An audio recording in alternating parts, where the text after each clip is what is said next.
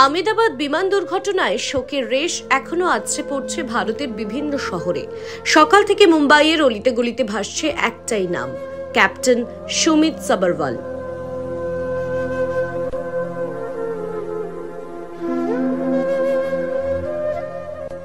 সব পথ আজ মিলে গিয়েছে মুম্বাইয়ের পোয়াইয়ে তার ফ্ল্যাটে। দূর দূরান্ত থেকে মানুষ এসেছেন শেষবারের মতো শ্রদ্ধা জানাতে ক্যাপ্টেনকে।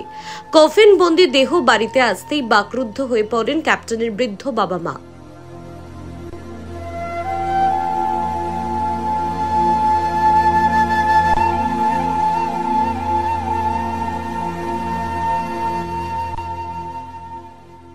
আর 10 জনের মতো তারাও বাকরুদ্ধ হয়ে হাতজোড় করে শেষবারের মতো বিদায় জানালো নিজের সন্তানকে। এক অদ্ভুত মুহূর্ত, যেখানে ছেলের কফিনের সামনে দাঁড়িয়ে বৃদ্ধ বাবা মা। আহমেদাবাদের দুর্ঘটনা কেড়ে নিয়েছে সন্তানকে, কেড়ে নিয়েছে অনেকের পরিবার পরিজন থেকে নিকট আত্মীয়কে।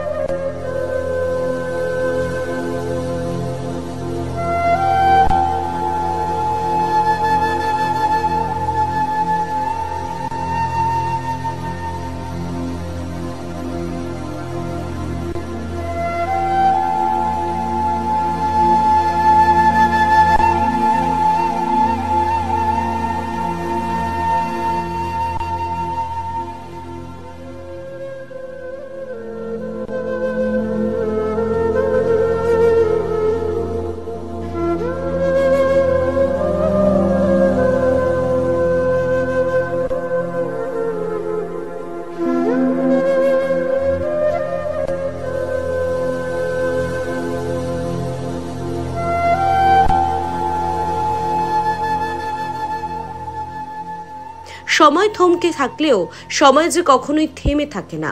তাই ধীরে ধীরে শোক কাটিয়ে আবার ছন্দে ফিরছে আহমেদাবাদ, ছন্দে ফিরছে জীবন। এটাই অমোঘ বাস্তবতা।